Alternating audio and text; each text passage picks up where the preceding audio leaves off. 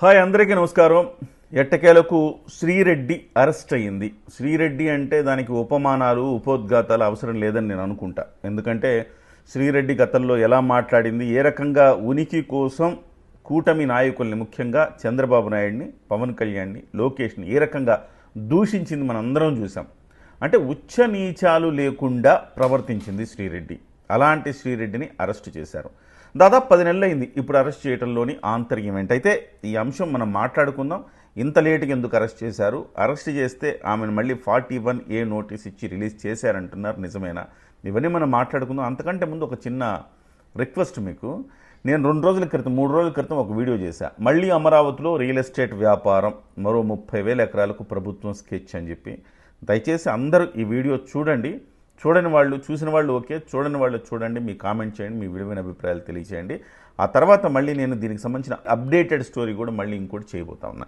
సరే, ఇంతకీ శ్రీరెడ్డి ఎందుకు ఇంత ఆలస్యంగా అరెస్ట్ అయింది? సో మనం మాట్లాడుకునే కంటే దీని మీద అడ్వకేట్గా ఉన్న చందు శ్రీనివాస్ గారిని ఒకసారి అడ్వకేట్ కోణంలో, పొలిటికల్ అనలిస్ట్ కాకుండా అడ్వకేట్ కోణంలో ఆయనతోటి ఒకసారి మాట్లాడదాం. సో ప్రస్తుతం ఫోన్ లైన్లో అందుబాటులో ఉన్నారు. చందు శ్రీనివాస్ గారు నమస్తే అండి. నమస్కారం కిరణ్ గారు. సార్, ఇప్పుడు శ్రీరెడ్డిని అరెస్ట్ చేశారు, ఇంతకాలం ఎందుకు పట్టింది సార్? అసలుకి ఎప్పుడో ప్రభుత్వం కొత్తల నుంచి కేసులు నమోదవుతా ఉన్నాయి. 10 నెలలు పట్టిందా శ్రీరెడ్డిని అరెస్ట్ చేయడానికి? ఇప్పుడు దాదాపు 10 కేసులు 10 స్టేషన్స్ లో ఉన్నాయి, 10 ప్రాంతాల్లో. కాకపోతే ఏంటంటే ఇక్కడ ఆ ప్రభుత్వం చేసినట్టుగా నిర్దాక్షిణంగా అరెస్ట్ చేసి లోపలేయటమే కాకుండా కొద్దిగా మానవతా దృక్పథంతో విచారించి కేసుకి భవిష్యత్తులో కూడా ఇబ్బంది లేకుండా ఆధారాలతో ఎతకటానికి ఇంత టైం పట్టిందని మనం అనుకోవాలా?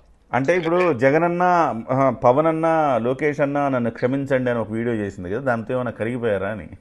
అంటే కరిగిపోతే ఇక్కడ ఏంటంటే గతంలో నెల్లిమర్లలో కూడా ఇట్లనే ఆమె నోటీస్ ఇచ్చి పంపించారు. ఇప్పుడేమో విజయనగరం దగ్గర ఇంకొక దాంట్లో ఈమెను అరెస్ట్ చేశారు.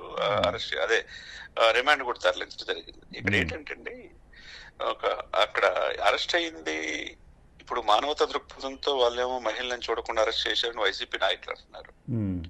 ఇప్పుడు నిన్నగా మొన్న పోసాని, తర్వాత వంశీ కావచ్చు, బోరగడ్డ అనిల్ కావచ్చు, వరుస పెట్టి మొదట విడత పురుషులు అయిపోయింది. ఇప్పుడు మహిళలు, పురుషుల కంటే మహిళలు బోరగడ్డ అనిల్తో పాటు పోటీ పడి వ్యక్తిగతాన్నం చేసి అటు జనసేన, టీడీపీ కార్యకర్తల్ని, అధినేతల్ని మానసిక అత్యాచారం చేసింది ఎవరనుకుంటున్నారు మీరు?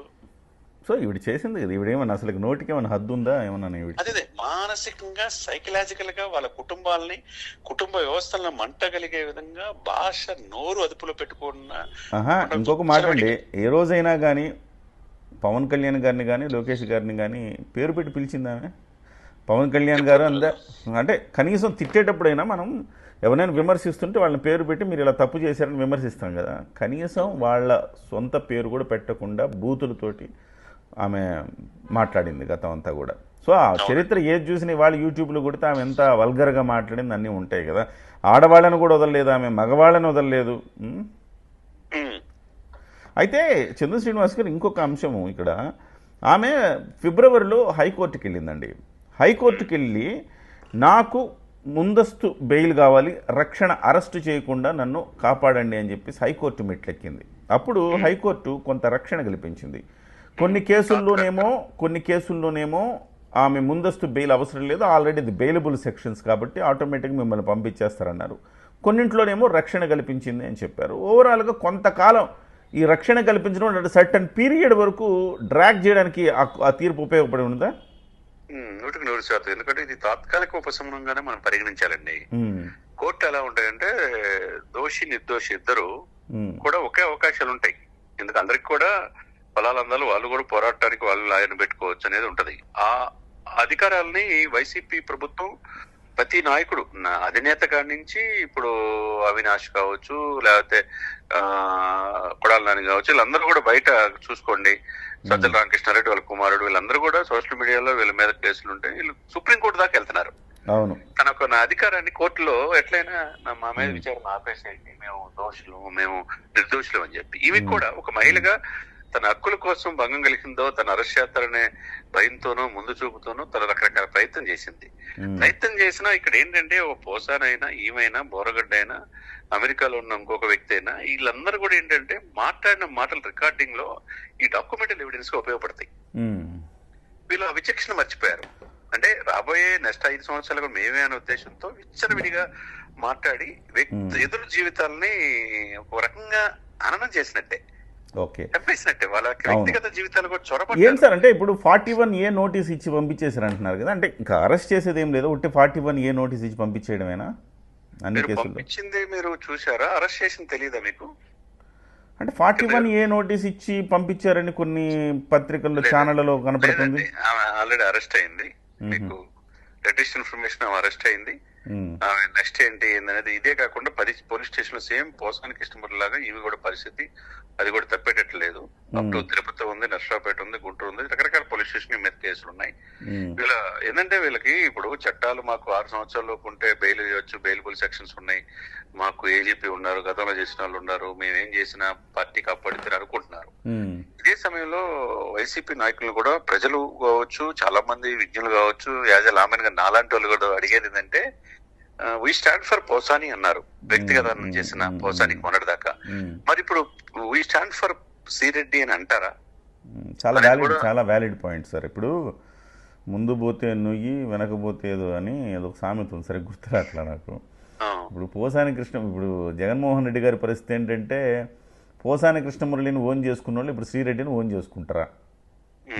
బోరుగడ్డ అనిల్ని ఓన్ చేసుకోలేదు. అంతకుముందు శ్రీరెడ్డి గారు మాట్లాడుతూ, ఒరే బోరుగడ్డ అనిల్ నువ్వు చేసింది తప్పు, నిన్ను ముందే నేనే, నువ్వు అలా మాట్లాడితే పవన్ కళ్యాణ్ గారి గురించి అలా మాట్లాడితే నేనే ఖండించాను దాన్ని అని శుద్ధపూస కబుర్లని చెప్పింది. చెబుతూ అసలు నువ్వు మా పార్టీ వాడివే కాదు, మాకు నీకు సంబంధం లేదు అన్నది. అంటే ఏంటి అర్థం? ఏం వైసీపీ అనే కదా. పోనీ ఇప్పుడు ఈ పార్టీ వైసీపీ ఏమైనా గుర్తిస్తుందా? అట్లీస్ట్ అంటే అరెస్ట్ అవ్వడానికి వెళ్ళినప్పుడు కొంతమేరకు కొంతమంది స్థానికంగా ఉండే నాయకులు ఆమెతో పాటు వెళ్ళారు. సో ఇప్పుడు అధికారికంగా జగన్మోహన్ రెడ్డి గారు పోసాని కృష్ణమురళి విషయంలో ఇచ్చినట్టుగా స్టేట్మెంట్ ఇస్తాడా? సార్ ఇప్పుడు కింద గారు మీరు కూడా విఘ్నులు, తెలివిగలలు, మీరు కూడా అలా అడిగితే ఎట్లా సార్? జగన్మోహన్ రెడ్డి గారికి మొన్న ఈ మధ్య కేసులు అటాచ్ అయిన ఈడీ దాంట్లో కొన్ని 33 కేసులు స్టిల్ బెయిల్ మీద ఉన్నాడు. ఆయన కూడా చాలా ఇబ్బందులు ఉన్నాడు. ఒకవైపు పార్టీ వదిలిపెట్టి జిల్లా తుడిచిపెట్టుకుపోతున్నాయి. ఇదే సమయంలో పోసాన్ని కాపాడాలా, లేకపోతే వంశీని కాపాడాలా, బోరుగడ్డని కాపాడాలా, వర్రా రవీంద్రని కాపాడాలా, శ్రీరెడ్డిని కాపాడాలా? ఇప్పుడు ఏంటంటే పరిస్థితి జాలి చూపిస్తున్నారు సార్ మీరు. ఏమండి మీరు జాలి చూపిస్తున్నారు మీరు. జాలి కాదు సార్, ఒక ఇదిగా ఎంతమంది ఆయన చూసుకోగలటం. అదే సమయంలో నేనేమంటానంటే కిరణ్ గారు, ఇప్పుడు బోరగడ్డ నీళ్లు పార్టీతో సంబంధం లేదని వీళ్ళు అంటున్నారు కదా చాలా మంది. మరి రఘురామకృష్ణరాజు గారు ట్రీట్మెంట్ ఇచ్చిందంటూ సాక్ష్యం ఎవరు అనుకుంటున్నారు? బోరగడ్డ నీళ్ళు ఏ ఉద్దేశంతో సంతకం పెట్టాడంటారు? ఓహో అవునా? అంటే సార్ వీళ్ళందరూ స్లీపర్ సెల్సా సార్ జగన్మోహన్ రెడ్డి గారికి? ఇప్పుడు బోరుగడ్డ అనిలు, వర్రా రవీందర్ రెడ్డి, శ్రీరెడ్డి, ఈ బూత్ బ్యాచ్ అంతా ఉంది కదా, వీళ్ళంతా అంటే పచ్చి బూత్ బ్యాచ్. ఇది బూత్ బ్యాచ్ వేరు, పచ్చి బూత్ బ్యాచ్ వేరు. బూత్ బ్యాచ్ అంటే పోసాని కృష్ణమురళి, తర్వాత ఇంకా రోజా, వీళ్ళందరూ ఉన్నారు బూత్ బ్యాచ్లో. సో పచ్చి బూత్ బ్యాచ్ అంటేనేమో ఒక అసలు పరిధులు లేకుండా హద్దు మీరిన పచ్చి booth batch Borugadda, Varra and Sri Reddy. So వీళ్ళందరినీ స్లీపర్ సెల్స్ గానే వాడా? అంటే బహిరంగంగా ఒప్పుకోడు ఆయన మా వాళ్ళు అని? ఒప్పుకోడుగా. ఓకే, వీళ్ళంతా స్లీపర్ సెల్స్ అనమాట ఆయనకి. Sleeper cells. కాకపోతే ఇక్కడ ఏంటంటే న్యాయపరమైన ఇది వీళ్ళకి ఇబ్బందులు వచ్చినప్పుడు మాత్రం ఆయన టీమే పనిచేస్తుంది. మీరు గమనించట్లేదు? ఆయన టీం పనిచేస్తుంది. ఓకే ఓకే, అంటే ఇంకా అర్థమైంది కదా. ఇప్పుడు ఆయన టీంలో వాళ్ళు ఎవరు పని చేసినా అంటే అర్థం ఏంటి? ఆయనే దగ్గరుండి చేయించినట్టే కదండి అర్థం. ఇవన్నీ ఏంటంటే అందరికీ తెలుసు, లోకానికి తెలుసు. కిరణ్ గారు, మీకు నాకు తెలియదు అనుకుంటే ఇప్పుడు ఓటర్లు, ప్రజలు, ఆంధ్రప్రదేశ్ ప్రజలు అందరికీ తెలుసు వీళ్ళు ఎంత వ్యక్తిగతం చేసి పిల్లల్ని, బిడ్డల్ని, భార్యల్ని, కుటుంబాలని దారుణంగా ఇచ్చేసిన వాళ్ళు. దేవుడు గొప్పోడుగా సార్. సమయం, సందర్భాన్ని బట్టి చట్టం దృష్టిలో ఎవరైనా సమానులే. ఇప్పుడు లల్లూ ప్రసాద్ లాంటి వాళ్ళు దేశ రాజకీయాలు శాసించడానికి ఏమైంది? గట్టి స్కామ్లో వెళ్ళి ఇరుక్కున్నాడు. కనిమూలు ఏమైంది? రాజా ఏమైంది? ఎవరైనా ఒక అతిథులేం కాదు. చట్టం దృష్టిలో ఎవరైనా సమానులే. ఓకే. శ్రీరెడ్డి భాష, ఆ ఉచ్చారణ, ఆ పరుష పదజాలం, వ్యక్తిగతరణం, సమాజం విపరీతంగా మహిళా లోకం కూడా ఇటువంటి వాళ్ళు ఉంటారు మహిళలు అనేట్టు బాధపడేటట్టు ఆ మాట్లాడారు. అంటే కాదు సార్ కిరణ్ గారు, సారీ అనే 4 అక్షరాలు ఇంగ్లీష్ లో, తెలుగులో 2 అక్షరాలు అంతేగా. అంతేనండి. చెబితే క్షమించేస్తారా మీరు? అదే మరేమో మరి, అంటే ఆడపిల్ల కాబట్టి ఎందుకు అనవసరంగా అంత, అంటే మీన్ ఒక సామెత ఉంది కదండి, పిచ్చుక మీద బ్రహ్మాస్త్రం ఎందుకని, ఆ రకంగా ఊరుకున్నారేమో అని నేను అనుకుని ఇప్పటి వరకు. కానీ పోలీసుల చట్టం తన పని తాను చేస్తుంది అన్న రీతిలో పోలీసులు వాళ్ళ పని వాళ్ళు చేస్తున్నారని అర్థమైంది. ఇప్పుడు 10 నెలల తర్వాత న్యాయం జరిగిందని మీరు భావిస్తున్నారా? న్యాయం అంటే సార్ నేనేమంటానంటే, పాపం శ్రీరెడ్డి గారు కూడా ఒక మాట అన్నారు, ఏమని, మేమందరం పిల్ల బచ్చాకాలం మమ్మల్ని పట్టుకొని మమ్మల్ని ఏమన్నా చేస్తే ఏమొస్తుందండి మీకు, దయచేసి మా కార్యకర్తలు వాళ్ళు తెలియక చేసి ఉంటారండి, నేను కానీ ఇంకోళ్ళు కానీ వదిలేయండి, అసలు శిశువులు ఉన్నారో వాళ్ళని పట్టుకోండి సార్, మీ పోరంతా కూడా మీ ఫైట్ వాళ్ళ మీద చేయండి సార్ అని అంటుంది. సో మారాలి. నిజం చెప్పాలంటే ఈ పై స్థాయి వాళ్ళని వేయాలి సార్, ఇవి కింది స్థాయి వాళ్ళని వాళ్ళు ఓకే, అది ఈరోజు కాబట్టి రేపు పెద్ద ఎఫెక్ట్ ఉండదు. పై స్థాయిలో మాట్లాడిన, నిన్న రోజా గారు ఏం మాట్లాడారు సార్, ఆడంగి వెధవలు అన్నారా, మార్క్ శంకర్ మీద చెడు కోరుకున్నట్టుగా, అంటే రుచి చూపించాడు దేవుడు అన్నారా.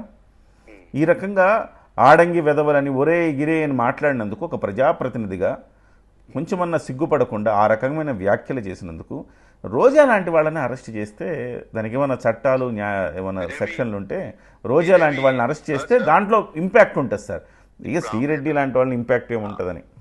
స్పోర్ట్స్ మినిస్టర్ గా అనేక ఎలిగేషన్స్ ఉన్నాయి. ఖచ్చితంగా చేస్తారా? రేపు అప్పు ఆమె నెక్స్ట్ వికెట్ ఎవరు అనుకుంటున్నారు మీరు? ఆంధ్రప్రదేశ్ ప్రజల యొక్క ఆలోచన కావచ్చు, లిస్ట్ లో రోజా ఉందని అందరూ చెప్తారన్నమాట. Right sir. Thank you sir, thank you, ఖచ్చితంగా sir, thank you very much Chandra Srinivas garu. మొత్తం మీద శ్రీరెడ్డిని అయితే అరెస్ట్ చేశారని చెప్తున్నారు. ఏదేమైనా జగన్మోహన్ రెడ్డికి ఇది కత్తి మీద సవాలే, కత్తి మీద సామే.